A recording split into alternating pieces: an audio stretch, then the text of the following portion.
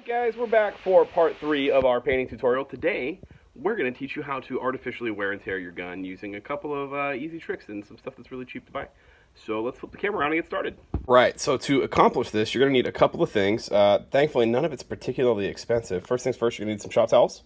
Paper towel works as well. I just like the shop towels. I find they hold just a little bit more moisture. They don't get quite as soggy. They just hold up a little bit better. You are going to be rubbing it back and forth across a bunch of sharp parts on the gun, so it comes in handy to have something that's a bit more durable. The second thing you're going to need is something to strip some paint. Now, you can use a couple different things for this. We prefer just plain acetone.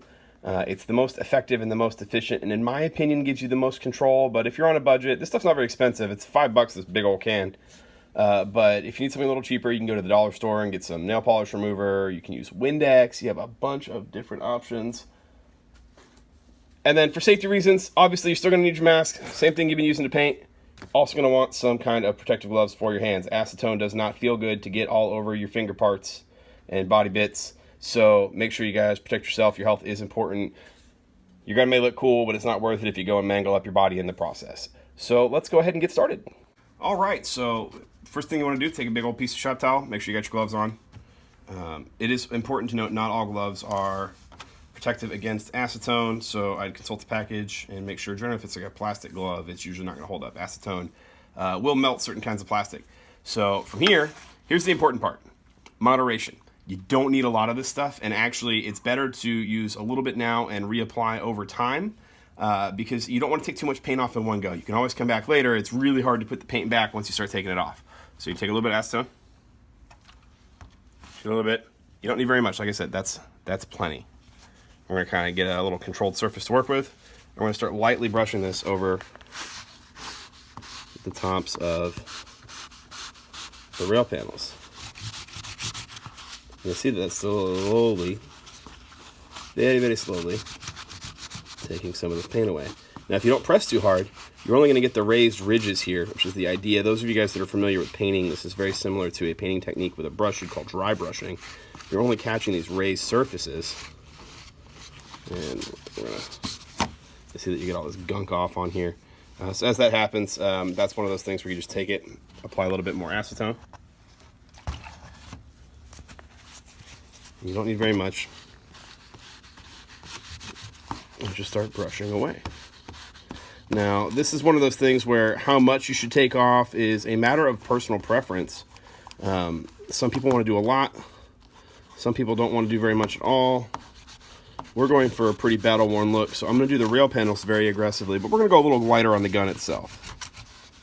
And you'll see even these shop towels that are super durable are shredding under the friction here.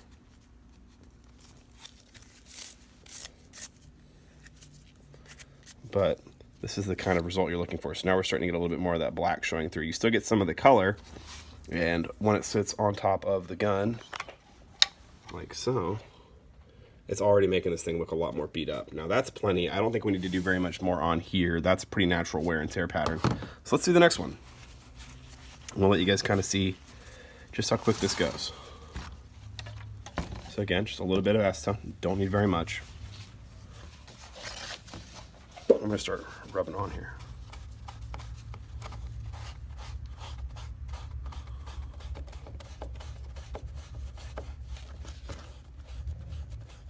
That is important to make sure you guys are in a well-ventilated area while you're doing this. Acetone fumes are definitely harmful. That's why you need to be wearing a mask. I am not right now because I need to be able to talk to you guys, so unfortunately I've got to risk it. But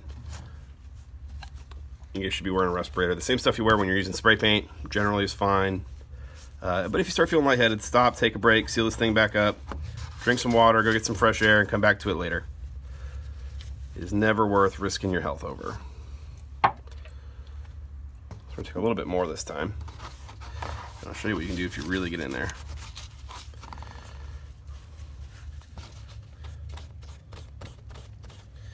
You can also do some stuff like this with sandpaper. You want to use the finest possible grit sandpaper you possibly can, especially if you airbrushed your gun, because this airbrush paint goes on very, very thin and will absolutely strip off very, very, very quickly. And there you go. So that's going to be a little bit more wear. So we'll compare the two. Hit them slightly differently, but the same kind of technique. and you get a pretty even finish there. So we're going to pause real quick. We're going to reset, and I'm going to show you guys how to do the gun. All right, so now we're going to do the gun. Now, for this, you do still want to kind of limit the moderation, how much that you guys are applying wear and tear to the gun in regards to how much acetone you're using. However, to do the whole gun, you may want just a little bit more. That's the way that we're going to go. If you're not very experienced at doing this, you're not feeling very confident, definitely only do a little bit at a time. As I said earlier, it's a lot easier to take it away than it is to put it back. So we're going to pour just a little bit more acetone on here than we did last time. So we're going to go for a wider area, but that's because I want to be able to make smaller, quicker passes. And just kind of tear some of this off. And you'll see that we're going to start getting down to some of the under layers on this paint. And just really beating this thing up. This is one of the reasons why we were not super worried about how much overspray we got when we were doing these stripes in the earlier sections of this video.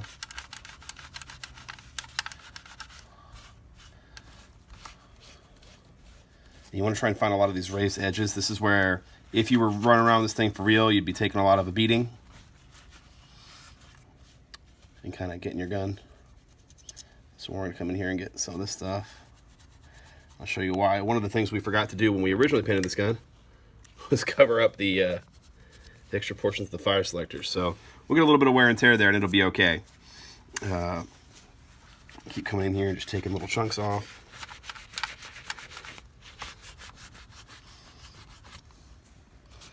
And just do the receiver.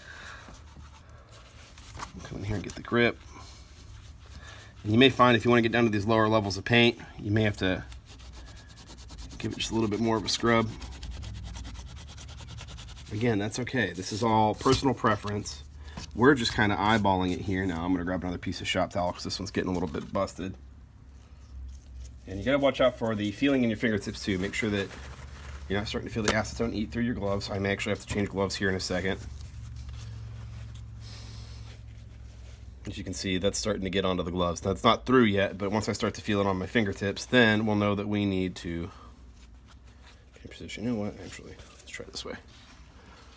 So we'll get just a little bit more on here than the last time. And that's okay. That's what we want. Now we're going to come in here and do the rail.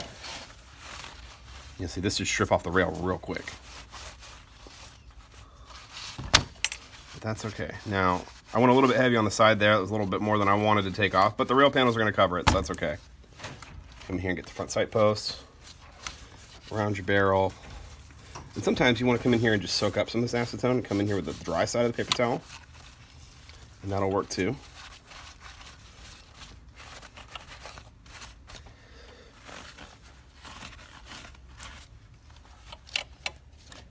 I don't want to take off too much on the rail. That's where a lot of your color is going to come from. But we have paint a lot thicker on the body, so that's okay. Kind of get the front here. Anywhere you'd accrue some natural wear and tear. Around the delta ring.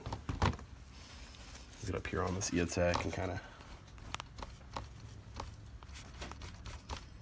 eat through some of this. And this is a very tedious process, but so much of this is just kind of about beating up the gun and getting some of the dirt in and making it look like it's old and busted and it's seen a deployment or two. We're gonna close the stock just to make it more maneuverable in here. Now, where you want to watch out for with this acetone is anywhere around plastic parts. For example, we're on the stock now. You want to go extra light here because the acetone will eat through the plastic if you put too much on. So that one's done. Check that one to the side. And actually, we're going to pause and come back to the stock because I'm starting to feel this eat through my glove. All right, so rubbing on the sharp parts of this gun, I actually tore a hole in my glove and I was able to feel the acetone start to come through. It's going to feel really cold, and that's kind of your dead giveaway that you're starting to deal with some of that. So when that happens, take your gloves off, take a break, go wash your hands, get all your stuff off. Definitely don't want to cause any damage to your skin, any kind of irritation. All that is super bad. So you can see here, we're starting to get really beat up. The front of the gun, the middle of the gun's looking really good. Now we got to come out here and get to the stock. Now, like I was saying, before we had to pause and change gloves, you want to make sure that you're only using a little bit of acetone here on these parts. That was a little bit too much, so we're going to wring some of that out.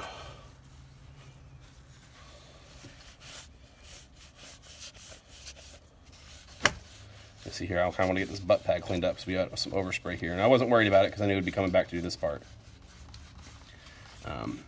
You can avoid this piece entirely if you just mask it off. We didn't do that when we did ours because I wasn't quite sure how it was going to look, so I thought we'd experiment. And if it looked bad, I knew we would just come back and clean it up with some of the acetone anyway.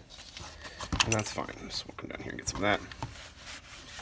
Get in here and think about, like, if you were using the rifle, where would your face be? Where would your goggles or your headset or whatever you're using when you're on your kit, where would it be causing wear and tear on the gun? Where would your sling be rubbing? Places like that, or where you want to think about to come in and hit with the acetone. So you don't need to go here and wear everything. It's all a matter of personal preference. And we're going to go ahead and wear the other side of this thing. We're going to do that off camera, and then we'll come back and show you guys the rest of it. All right, guys, so here is the side that we did a second ago on camera so that you guys can see it. And we're going to flip the gun over here in just a second and show you what we did on the other side. Let's flip this bad boy over. Wow. So we did some slightly different wear and tear. I didn't want to hit all the same places with the exact same strength. But, you know, again, trying to think about what's going to be realistic. What are you touching when you're holding the gun? You know, your hand's going to be here in the grip. You're going to be playing with your stock adjustment. You know, you may be like fiddling right here, reaching for a selector on the wrong side or something because, you know, you're just don't know what you're doing. Wearing down on the mag well because you're going to grab it with your fingertips like this sometimes in tight quarters. Wearing up here on the rails because they're going to bang around and catch dust. Just like a little bit of schmutz in here we need to clean out. We'll get all this stuff out before we take final pictures. We've got the barrel getting some wear and tear. The most important thing, though, is that we came in here. It's hard to tell because of the lighting, but we cleaned up the front. And where is it? There it is. Rear sight post. So that way you guys can actually see through your sights a little bit more easily. Now, we also did the underside of the gun. You know, you're going to be whacking this thing with your magazines, and I thought about it from the eyes of a right-handed shooter. That's the side that I tend to bang on the most when I'm reloading my magazines. Just a little bit of extra wear and tear on the bottom. And then we also went ahead and cleaned up some of the top. Since we forgot to stripe up here, this was going to be a really, really key thing. If we'd have left this that solid brown color that we left it when we painted it, it would have looked really bad. Instead, I think you get a kind of a nice color. Now, clearly we missed the front of the barrel here, so I'm going to have to hit that before we go take final pictures too. But that's okay. So stay tuned, guys. We're going to hit this thing with the final pictures here out in some half-decent quality lighting, and you guys get an idea for what this thing looks like.